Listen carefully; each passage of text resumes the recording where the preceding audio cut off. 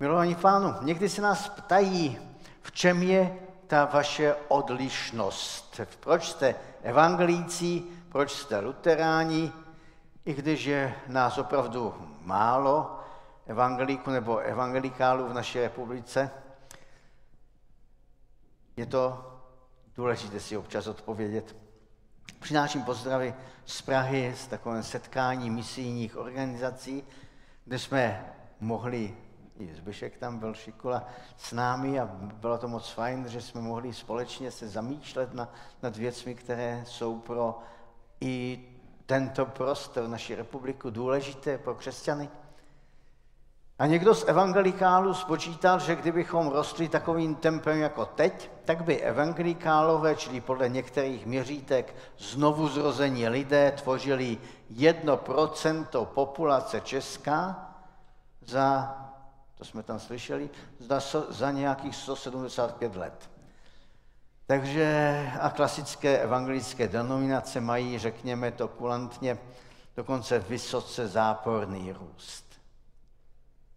Nepřibývá nějak nás křesťanů, přesto děláme všechno pro to, aby se tento trend zvrátil. Ale často musíme vysvětlovat, o čem je ta naše víra. A na základě mé práce pro ministerio, kdy jsem porovnával 2 největší evangelické směry, vyrostlé z reformace, jsem došel k celkem zvláštním závěrům, ale to vám řeknu nakonec. Takže milost vám a pokoj od Boha, Otce našeho Pána Ježíše Krista. Přečteme si text, který je zapsán v proroctví Izajášové v 62. kapitole. Kvůli Sionu nebudu sticha, kvůli Jeruzalému si nedopřeju odpočinku. Dokud jako záře nevzejde jeho spravedlnost, dokud jako pochodeň nevzplane jeho spása. Pro národy spatří tvoji spravedlnost a všichni králové tvou slávu. Nazvou tě novým jménem, jež určila Hospodinová ústa. Budeš nádhernou korunou v Hospodinově v ruce a královským turbanem v dlaních svého Boha. Už nikdy o tobě neřeknou opuštěná a nikdy o tvé zemi neřeknou spustošená. Budou tě nazývat oblíbená, tvou zemi vdaná, protože si tě Hospodin oblíbil a tvá země se vdala. Jako se mladík žení s pannou, tak se tví synové ožení s tebou. A jako se ženich veselí z nevěsty, tak se tvůj Bůh bude veselit z tebe. Na tvých hradbách, Jeruzaléme, jsem ustanovil strážce. Po celý den a po celou noc, ať nikdy nejsou sticha. Vy, kteří připomínáte Hospodina, nedopřávejte si klidu. Nedopřávejte mu klidu, dokud nepostaví Jeruzalém, dokud mu nevrátí v zemi chvalospěv. Hospodin přisáhl svou pravici, svou mocnou paží, už nikdy nedám tvé oběly za pokrm nepřátelům, už nikdy nebudou pít synové ciziny tvůj mošt, pro který si na mávě pracovala. Co kdo sklidí, budete říct a bude chválit Hospodina a kdo budou sbírat hrozny, budou z nich pít víno na mých svatých nádvořích. Projděte bravami, připravte lidu cestu, vyrovnejte silnici, odstraňte kamení, zvedněte korouhev nad národy. Hle, Hospodin dává slyšet až do dála v země výzvu. Vyřiďte třezy sionské, hle, přichází tvá spása. Hle, svoji mzdu má s sebou, u sebe svůj výdělek. Nazvou je lid svatý, Hospodinovi vykoupení a tebe nazvou vyhledávána, město neopuštěné. Radostný text. Otče, já tě chválím za to, že jsi nám dal tento text, který nám dává poznat tvůj záměr vůči nám, tvůj plán vůči nám. A dej, ať to slovo nás povzbudí, pozvedne, dá nám novou možnost vykročit do nových věcí. Amen. Můžete se posadit. Člověk si řekne, proč svátek reformace v Německu je v evangelických landech, čili zemích státní svátek. ale u nás si na tento den vzpomenou snad jenom evangelici na Těšínském Slezsku. Projížděl jsem Saskem lehce, jenom jsem se stavil v Hernutu, něco jsem si koupil v knihkupectví Comenius a viděl jsem na nástěnce v jedné vesnici ještě před tím Hernutem, že mají na nástěnce napsané, že mají společné setkání, vlastně v evangelíci právě v sálu Ochranova, v Ochranovském sálu, tak jsem si říkal, nebudu příště. Ne, to byl vtip. Samozřejmě Němci mají volno, takže si to mohou dovolit, my asi stěží, protože v pátek máme normálně pracovní den, ale každopádně stojí za to se o tom bavit a přemýšlet. Podívejme se do našeho textu. Izajáš popisuje situaci po návratu z babylonského otroctví. Lidé se po 70 letech mohou vrátit do Jeruzaléma, do své země. Všechno je jinak. Prorok popisuje, jakáže to bude paráda. A člověk si řekne, byla to paráda? Bylo to tak úžasné? Ano, bylo to něco nevídaného, ale byl to spíše boj a neskutečná dřina. Možná malá historická vsuvka, když už máme za několik dní výročí vzniku Československa. Po 28. říjnu 1918 byli osloveni ti exulanti, kteří byli v zahraničí, ti evangelíci, kteří odešli, utekli před pronásledováním a chtěli vyznávat svoji víru, ale byli vyzváni, aby se vrátili po několika letech do vlasti. A repatrianti, ne všichni samozřejmě, ale někteří přišli a člověk si řekne, byli nadšení. Ano, bylo tady v Československu za první republiky ekonomicky dobře, jelikož tato část Rakouska-Uherska byla průmyslová a bohatá, ale dostavilo se u těch exulantů, kteří se vrátili, hluboké zklamání.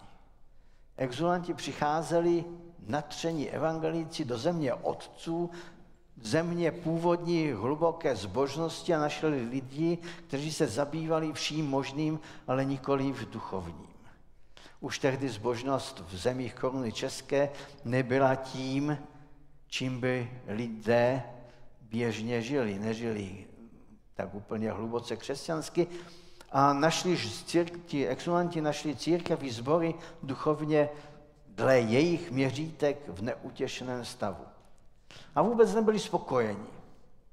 Založili několik sborů a ku podivu tyto sbory jsou do dnešního dne aktivní a poměrně živé, ale to je úplně jiná věc. Že ti exulanti, kteří přišli, se shledali tu naši zemi po těch několika letech jinou, než si představovali. Ale i ti naši exulanti z toho slova, které jsme četli, navrátilci do země otců, země zaslíbené, našli zem po těch 70 letech v neradostném stavu.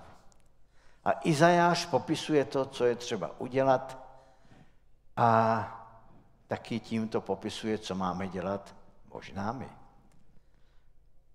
Řeknu 3 věci. Za prvé, na tvých hradbách Jeruzaléme jsem ustanovil strážce po celý den a po celou noc, ať nikdy nejsou stichy. Vy, kteří připomínáte Hospodina, nedopřávejte si klidu. Nedopřávejte mu klidu, dokud nepostaví Jeruzalém, dokud mu nevrátí v zemi chvalospěv. Je tady úkol pro strážce na hradbách, tak to je nazvané. O koho jde? Jde nejen o ty tělesné, ale tady o duchovní hlídky. Řeč je o vás, o modlitevnících, kteří bojují proti duchovnímu Omlouvám se za diskomfort, ale každopádně ti lidé na hlídkách, ti hlídači těch duchovních hradeb byli ti, kteří se modlili. Jde o lidi, kteří duchovně nespí, kteří, když ostatní odpočívají, jde samozřejmě o lidi, kteří mají díky modlitbě duchovní vhled do situace. Mohou to být obyčejní řádoví křesťané, ale z této funkce se nevylžeme ani my, duchovní správci sboru. Prostě je to tak, jsme povoláni, abychom byli strážci na hradbách, abychom byli lidmi, kteří dávají pozor, co se děje a neustávali v modlitbách. A je zvláštní, že tam píše, dovolím si to zopakovat, nedopřávejte si klidu, nebuďte líní v modlitbách, dávejte pozor stále. A potom řekne ještě toto slovo jinak, nedopřávejte mu klidu, nedopřávejte Hospodinu klidu. Nedejte ani sobě, ani Bohu klidu. Vy jste lidé, kteří se mají postarat o to, aby Pán Bůh byl stále jako kdyby na naší straně a taky, abychom i my byli lidmi, kteří jsou schopni obětovat nebo věnovat svoje pohodlí pro to, aby hlídali Boží lid. Za druhé, je tady příprava pro lidi, pro lid, pro lidi, kteří mají připravovat cestu. Cestu pro Hospodina, pro pomozaného, čili je tady práce. Příprava pro probuzení, být připraven na moment, kdy Bůh otevře okno svého požehnání. Já mám takovou teorii, kterou jsem si ověřil svým dlouhým asi životem, je v tom, že si myslím, že Pán Bůh občas jako kdyby víc otevře dveře probuzení nebo požehnání. A pokud my do toho nevstoupíme, tak to unikne, že to jako propásneme. A náš úkol je stále být připraven na to, že Pán bude jednat. Připravovat cestu. My nevíme, kdy a co se projeví, jak se projeví, kdy přijde Hospodin, jak přijde, nevíme to, ale víme, že máme pracovat a připravovat tu cestu pro Hospodina. Což teda znamená, že připravujeme mládež, učíme na nedělní školce, učíme na náboženství, snažíme se lidem svědčit a tak dále. Je moc různých způsobů, jak připravovat cestu pro Hospodina, pro pomazaného. A další věc, třetí, je zvednout korouhev. Je to výzva k odvážnému vyznání, nebát se vstyčit válečné duchovní znamení příslušnosti k Hospodinu, k Bohu a pro nás k Ježíši a říct, co je třeba. My, co máme normální civilní práci, tak to je opravdu takové nějaké jednoduché, protože velice často se nás lidé ptají, o čem je to vaše křesťanství. K čemu je to vaše křesťanství? A my můžeme zvednout korouhev, nemám korouhev, mohl jsem si půjčit, znám lidi, kteří mají různé vlajky, kterými taky chválí Boha. Mohl jsem, ale zapomněl jsem na to. Ale můžeme styčit prostě korouhou svého vyznání, svého svědectví a říct, ano, já patřím Ježíši.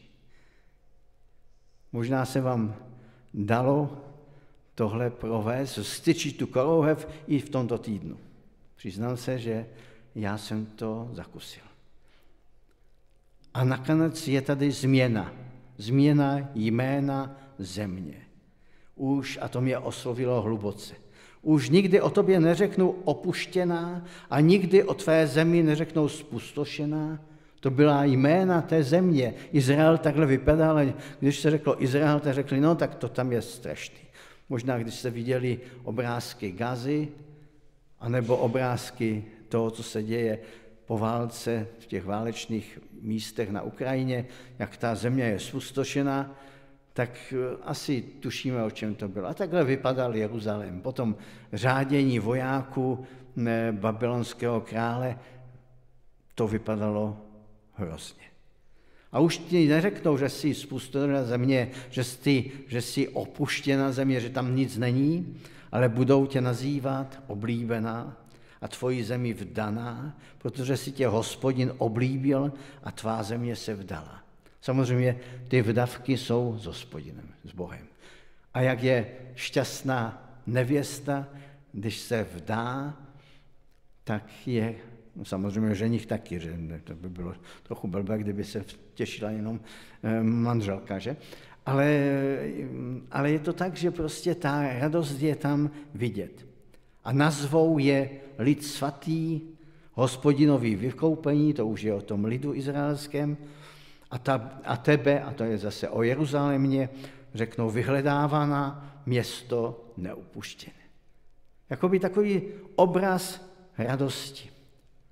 Nejsem schopen ani číst ta slova bez pohnutí. Opravdu jsem pav, když sleduji, kolik lidí si v dějinách zmínilo jméno, protože tam jde o změnu jména. Bůh viděl Jeruzalém, který je nazván prostě opuštěná země, zničené město k ničemu. To vlastně ani nemělo jméno, protože to bylo všechno zničené. Ale jednou Bůh řekne ano, bude to všechno jinak. A bylo všechno jinak. Pokud čteme potom další knihy Ezdráše, Nehemiáše, tak vidíme, jak se tam všechno mění a opravdu to město je krásné. Vy, co jste byli v Jeruzalémě, tak částečně jste to možná viděli, co se všechno změnilo. Není to paráda? Je to neskutečně radostná kapitola. Pokud budete chtít, tak si přečtěte 62. kapitolu Izajáše ještě jednou. Na den reformace nám liturgie naservírovala v podstatě jásavou radost. Já jsem si vybral to, co jsem chtěl, čili ty texty jsou trochu jiné, než najdete v kancionále, ale jde tady o změnu jména. Změnu od odmítnutí k radosti, z toho, že jsme Bohem milovaní. Je to úžasná věc. U Izajáše je plno radosti. Taky ty texty čtené od oltáře jsou neskutečně radostné, byť byly psány z vězení. A člověk si řekne, o čem je reformace. Jak říkám, já jsem toho načet o reformaci, těch spisů, co jsem přečet, je celkem slušně. Ale tak přemýšlím, o čem to všechno je. A někdo řekne, je to o tom, abychom řekli ne papeži. Je to odmítnutí modlářského uctívání Marie třeba. Někdo řekne ne kultu svatých, ne modlitbám k ním. Dá se souhlasit. Někdo řekne milost a je to pravda. Ale já si dovolím dnes říct, že je to radost. Radost, že jsme lidmi, kteří jsou milovaní. Pokud bychom měli být lidmi reformace, tak bychom měli být také lidmi radosti. Třeba v té době před léty i jindy byli lidé, kteří řekli spálit oltáře, zničit všechno, prostě srovnat všechno ze zemí, jen aby tady zůstalo jen Boží slovo, Bible. A luteráni, děti reformace, řekli, nechte to být, pokud to není předmětem modlářství, nechte si radost. Buďte rádi z toho, že máte věci kolem sebe. Mějte radost z toho, že jste lidmi Boha, že vás Pán Ježíš miluje. Prostě mějte radost. Já to vnímám jako důležitou věc, protože občas slyším, musíte se prostě modlit, více modlit, ještě více modlit. Někdo řekne, více číst Boží slovo, ještě více číst Boží slovo. Udělejte si ještě kvalitnější rozpis Božího slova, podle kterého budete studovat. Absolutně nemám nic proti tomu.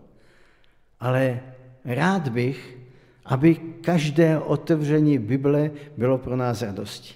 Aby každá modlitba, kterou děláme, aby byla radostí. Aby každé setkání s Božím lidem bylo radostí. Aby to nebyla povinnost, že musím, ale že to je radost, že mohu. Že mám tu milost jít, otevřít Bibli a být pav. Já jsem dneska ráno, jelikož jsem už starší člověk, tak jsem nemohl dospat, že? Samozřejmě změna času, no, je to složité někdy. Tak jsem nemohl dospat a teď jsem si otevřel věci, Bibli, a nejen Bibli, protože mám i jiné možnosti, jak studovat Boží slovo. A jsem byl úplně uchvácen věcmi, které jsem tam našel. Tu Bibli jsem přečet mockrát. Mockrát jsem na ní kázal a pokaždé mě dostane. Pokaždé je to radost a pokaždé si řeknu, Bože, že jsem to neviděl, je zvláštní. A zase jdu z radostí dál a člověk si řekne, ano, reformace je o radosti. Nemusím nutně o tom mluvit, ale je dobré, když to žiju.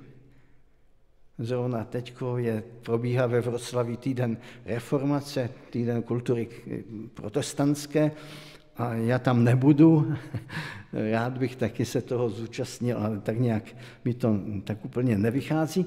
Ale je to fakt, že každá věc, každé setkání s Božím lidem, třeba i to setkání v Praze v minulém týdnu bylo krásné, že jsem se setkal s lidmi, potom jsem zašel na kafe, zase povídali jsme si a taky to byla radost. Reformace není o tom, abychom měli smutné tváře. Je o tom, abychom opravdu vnímali tu radost, kterou máme v podstatě každého dne. Každý den se můžeme radovat. Já to už nebudu dále ždímat ten svůj nápad, ale pro mne, jak jsem pochopil smysl reformace, tak je v radosti a Boží milosti v Pánu Ježíši Kristu. Dokonce jsme četli nadšené Pavlovo vyznání z listu Filipanům.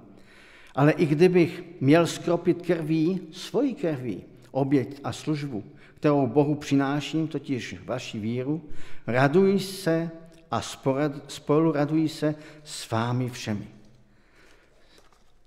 Stejně tak i vy se radujete a spolu radujete se mnou.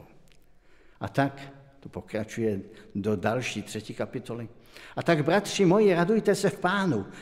Psáti vám stále totéž, pokud mě zase se budu hodně opakovat, tak mi řekněte, že ne, ale Pavel řekne, psát vám stále totéž mně není za těžko a vám bude tohle oporou.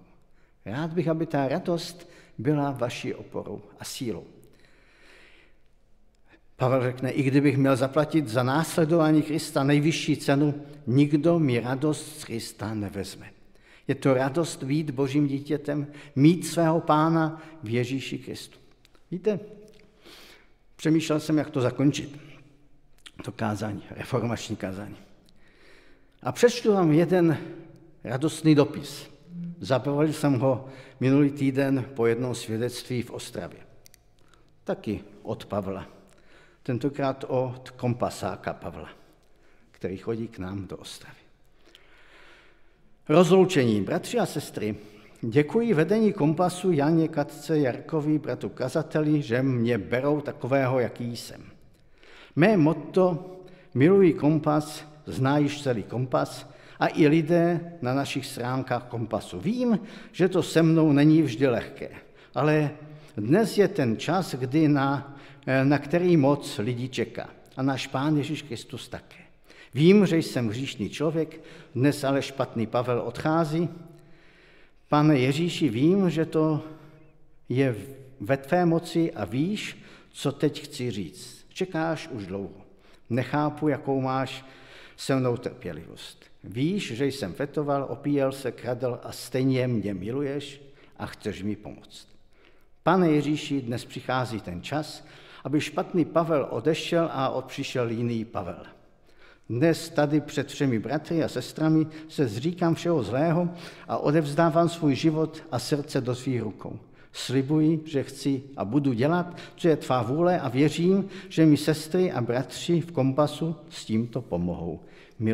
Miluji tě, Pane. Amen. Takový dopis. A máme den reformace, máme den radosti, den spasení a může to být takový den třeskuté radosti v Pánu Ježíši Kristu. Amen. Otče, já tě chválím za to, že v tobě máme radost. Máme všechno. Děkuji ti za to, že ten den může být taky den úžasné radosti s tebou. A děkuji ti za to, co jsi nám v Ježíši Kristu daroval, ze své milosti. A my chceme být lidmi, kteří tě následují, kteří radostně, s nadšením jdou za tebou. Dej, ať ta radost je nakažlivá. Amen.